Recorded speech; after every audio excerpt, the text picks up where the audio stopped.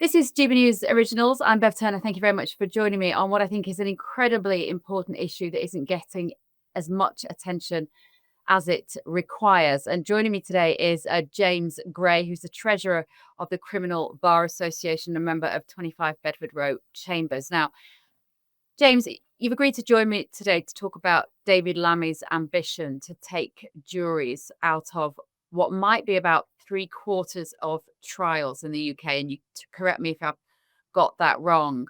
But do you share my frustration about how little attention this is getting? Yes, I do. Although I've been in court most of today and most of yesterday, so I haven't had my head in the news. I thought it was getting some attention, but not nearly as much as it deserves, perhaps. Why does it deserve more? What worries you about this move away from having a country where a peer is judged by a jury of their peers as opposed to one elected individual or non-elected individual?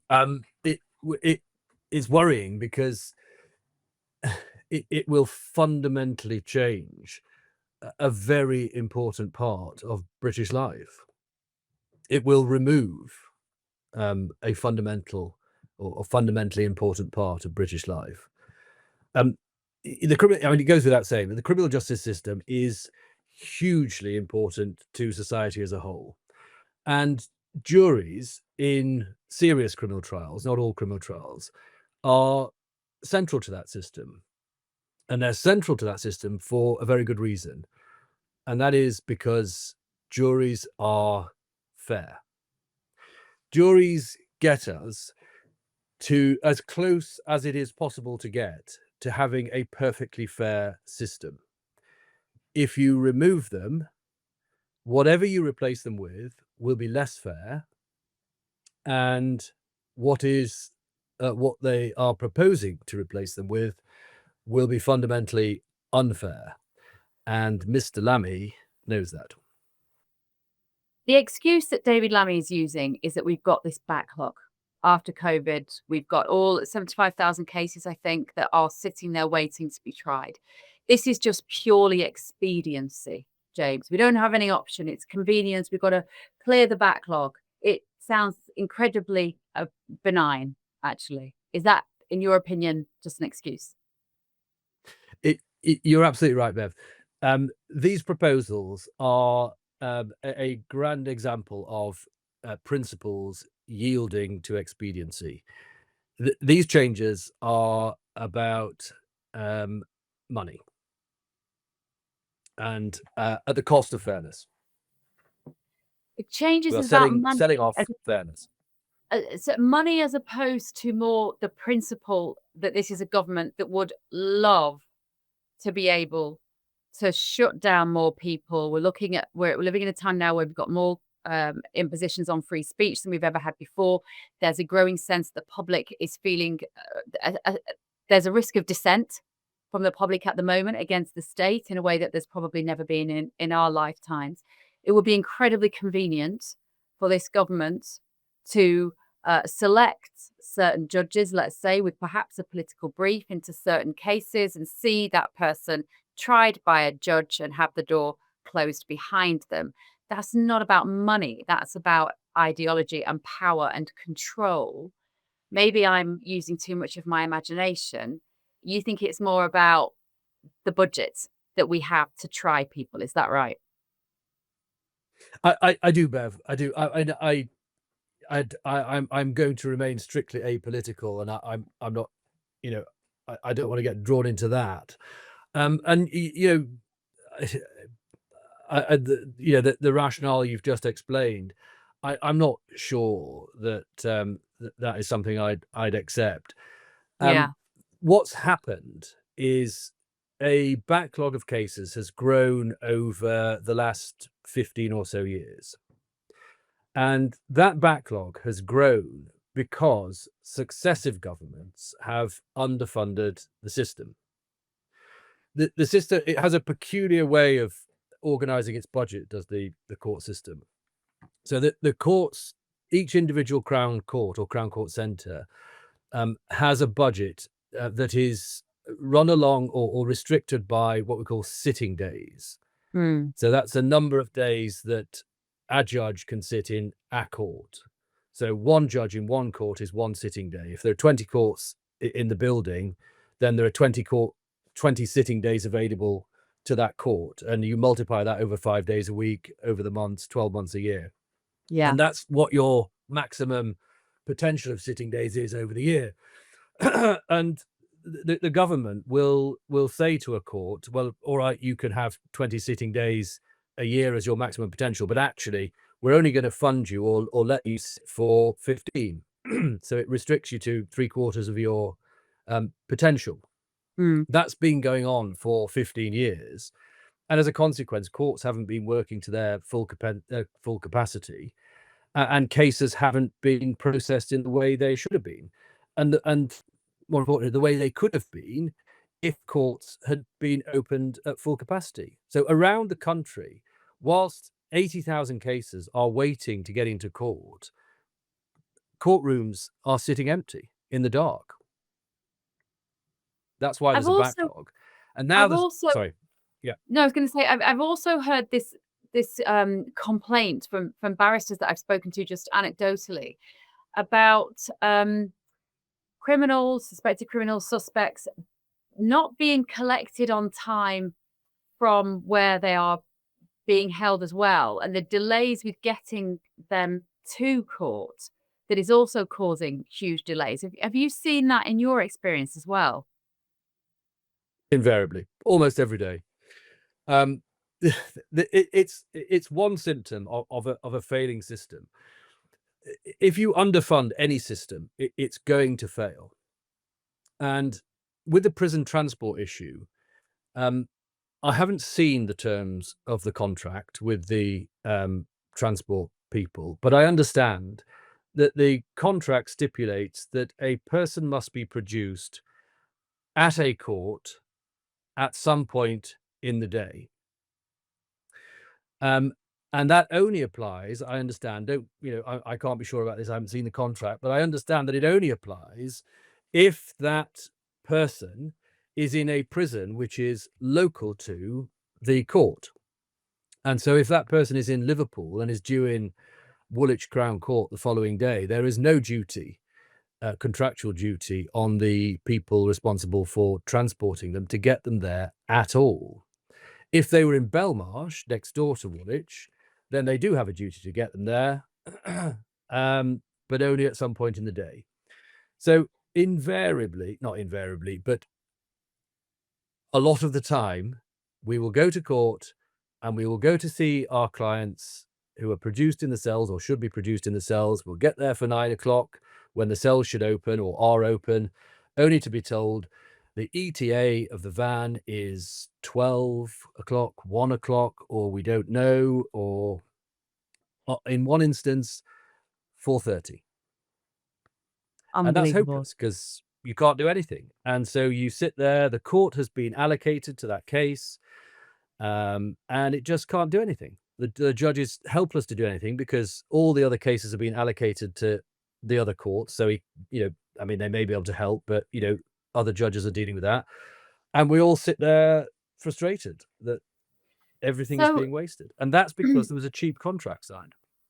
There's nothing more important than keeping your money and your identity safe online. And with so many VPN options available, choosing the right one can be pretty daunting. But this video's sponsor, ExpressVPN, is making the choice easier for GB News viewers. ExpressVPN is offering up to 73% off, plus 4 extra months free.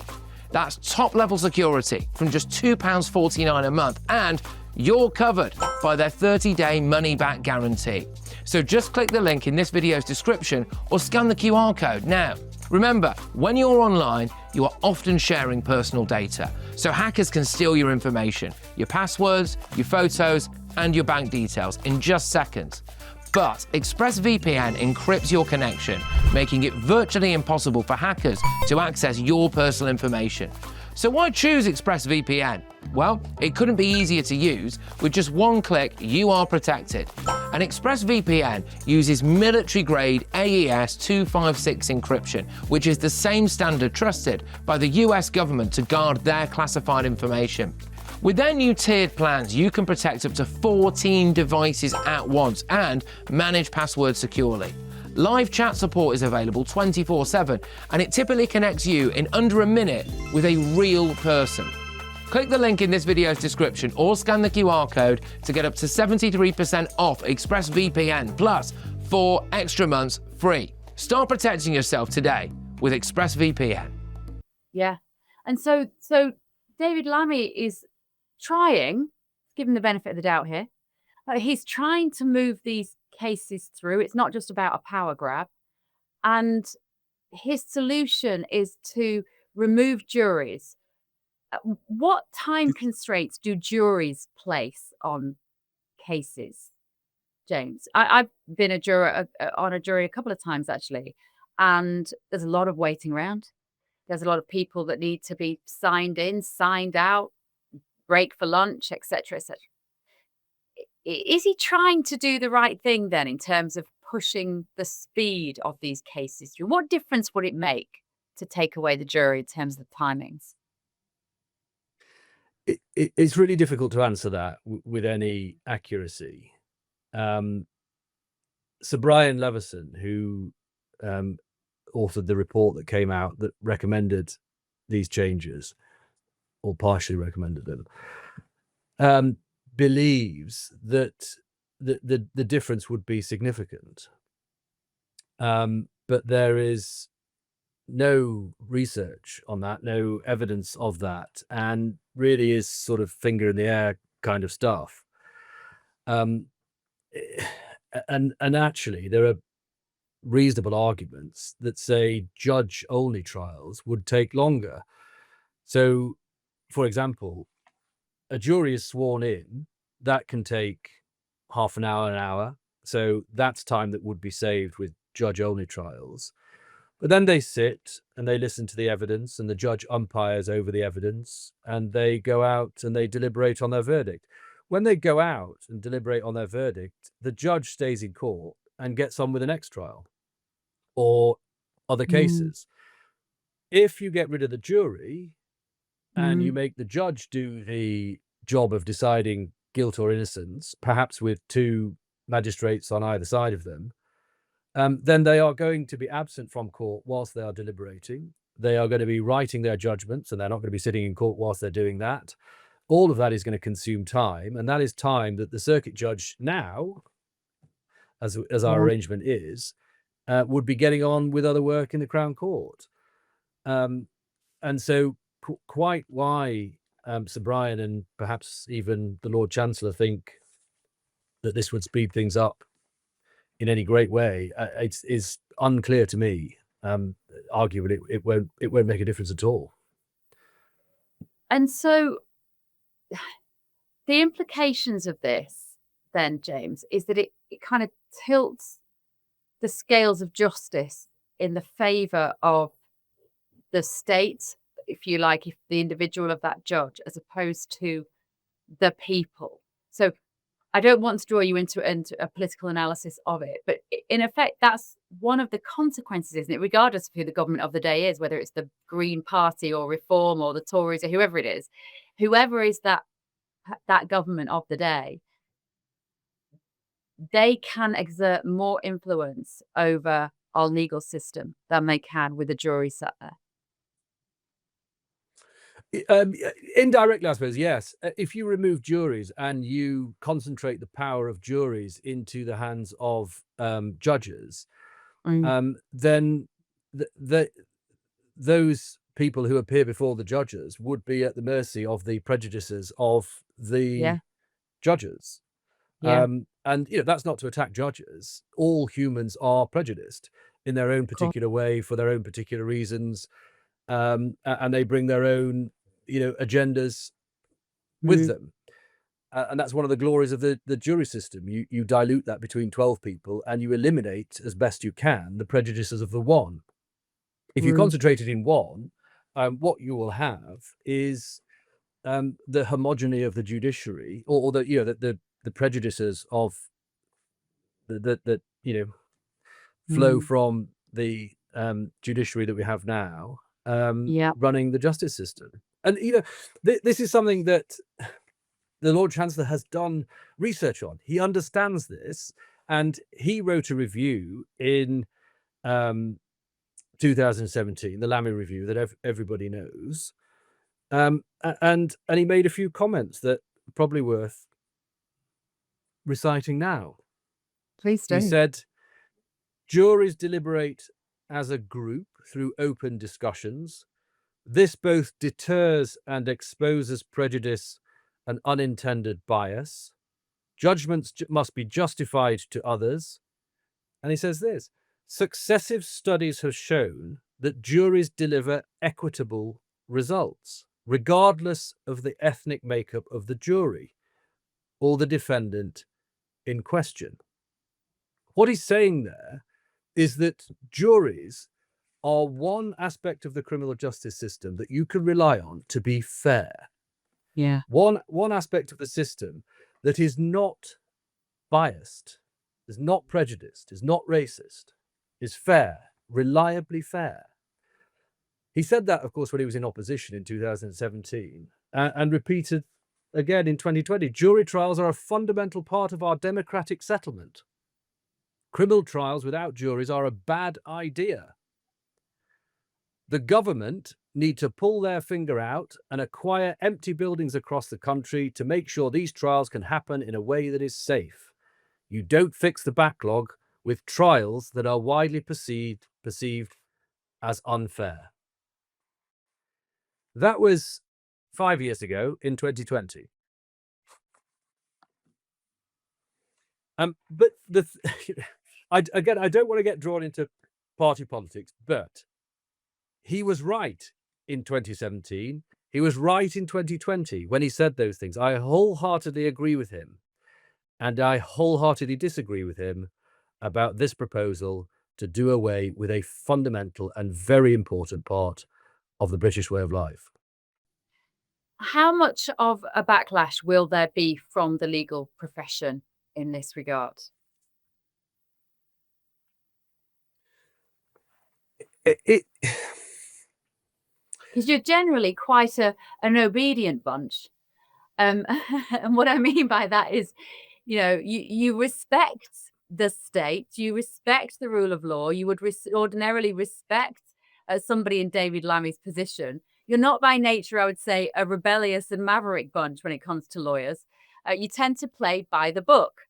So what kind of statement can you possibly make when you have characters such as yourself who are professional people who like to do the right thing? If you're suggesting, Bev, that I'm professionally obedient, I take great exception to that. Some of my I would take it as an insult too. Some of my best friends at the bar are my friends because they're born iconoclasts. But joking aside, what would we do? I don't know. Personally, every fibre of me rebels against the idea of anything that's unfair. Unfairness gets me out of bed. Unfairness keeps me going. Unfairness drives me forward. It keeps me in this job. It brought me to this job. If these proposals go through, they will inexorably lead to not just an inferior system, but a fundamentally unfair one. And I just don't think that we could exclude any possibility so far as the legal profession are concerned. But I can't speak for the membership. This announcement or leak, is pretty new. But we did conduct a survey of our members when Sir Brian was drafting his report, and 90% of our members are against a reduction in jury trials. So the strength of feeling is clear, and it's clear for a reason. It's none of us would say that it's not possible to have an alternative system. There are, of course, alternative criminal justice systems around the world and that work.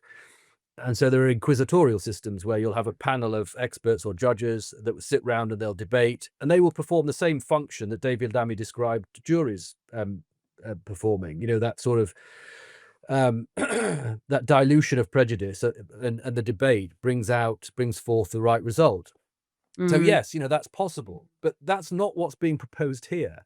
What's being proposed here is to remove the safeguard of the juries and replace it with something that is fundamentally unsafe.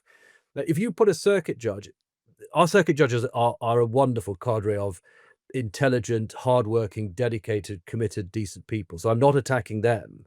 Yeah. You know, that they really deserve celebrating.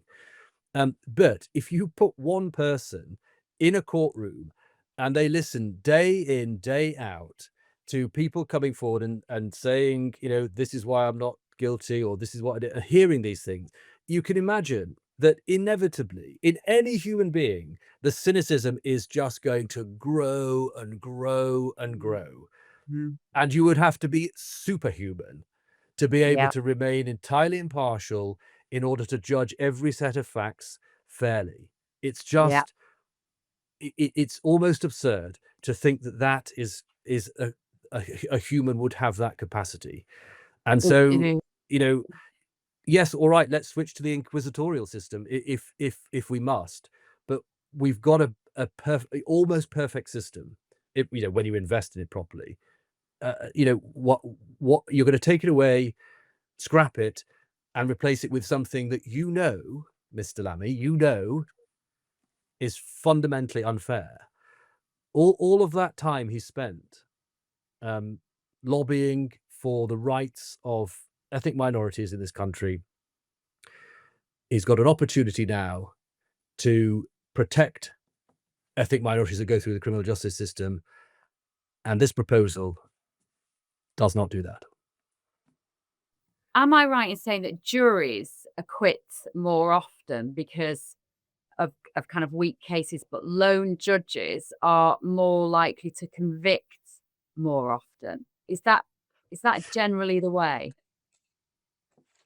Lone, case hardened, cynical, doubting judges, I would guess, undoubtedly would convict more people than juries. That's not to say it's right.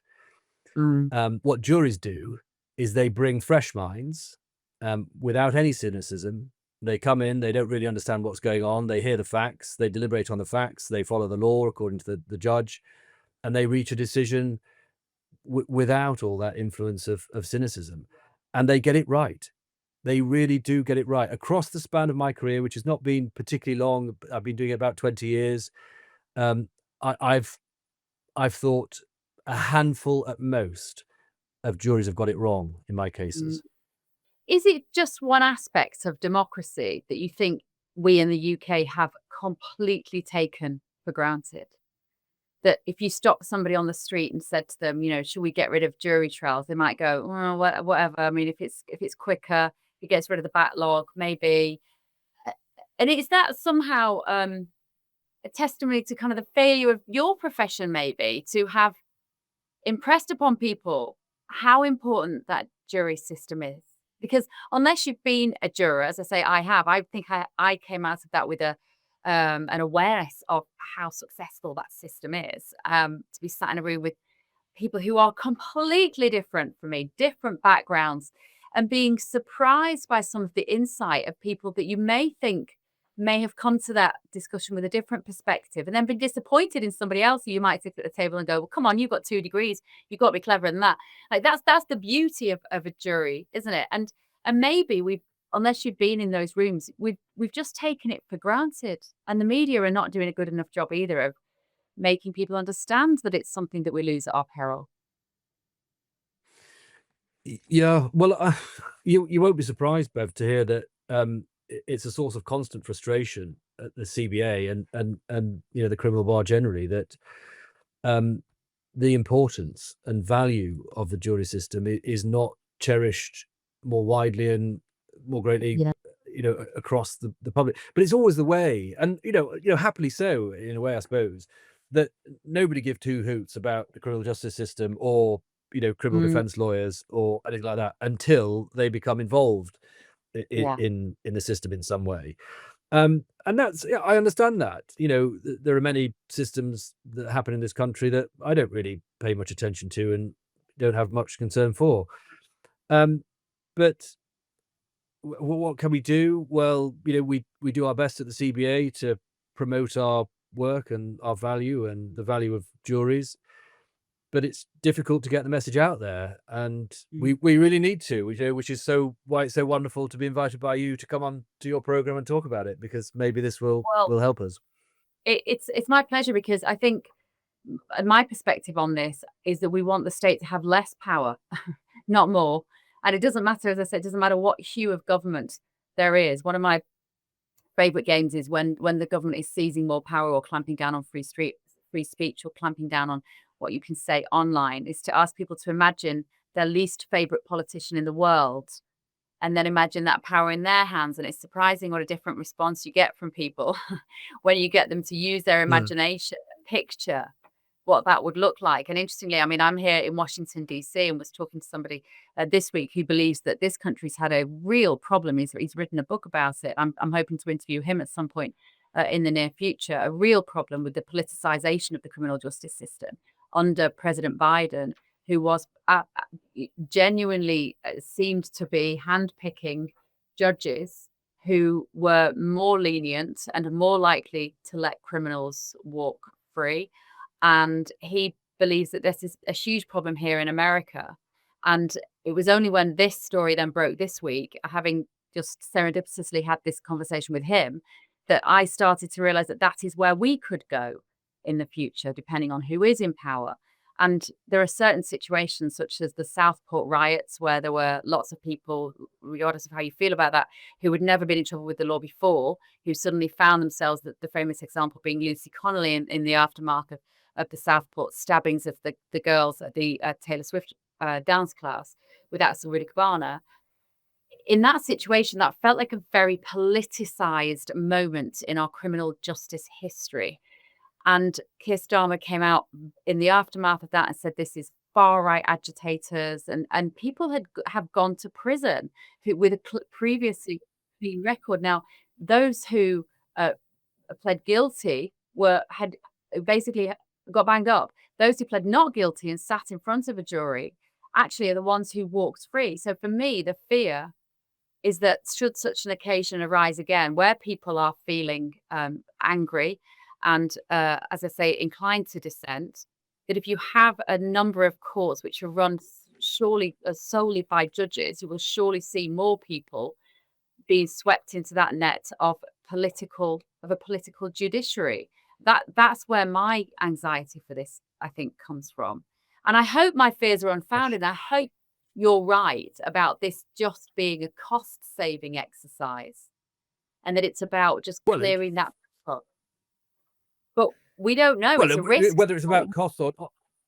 Well, we're being told that it's for reasons other than mere cost. But let me pick up on some of your points. You make a very good and very important point about the barrier between the public and the state.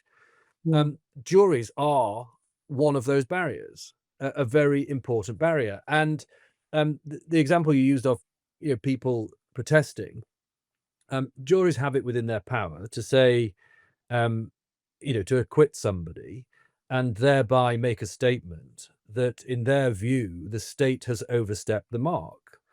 And so that they act as a very important barrier between the state and the public. Political appointments, I'm not that up on American politics or even their judicial scene, but I get the sense that the appointments to the Supreme Court have had some influence that might be categorized as improper. But really, at its most basic, you have to keep the law separate from politics. The law has to be independent, and criminal justice even more so. And removing jurors and reposing that power in a single person is, I think you're right to say, a step in the wrong direction, a big leap, perhaps. What just lastly, what difference would it make to barristers? How will it change your job in the courtroom to have more cases tried by an individual than a jury? Well, speaking from a personal point of view,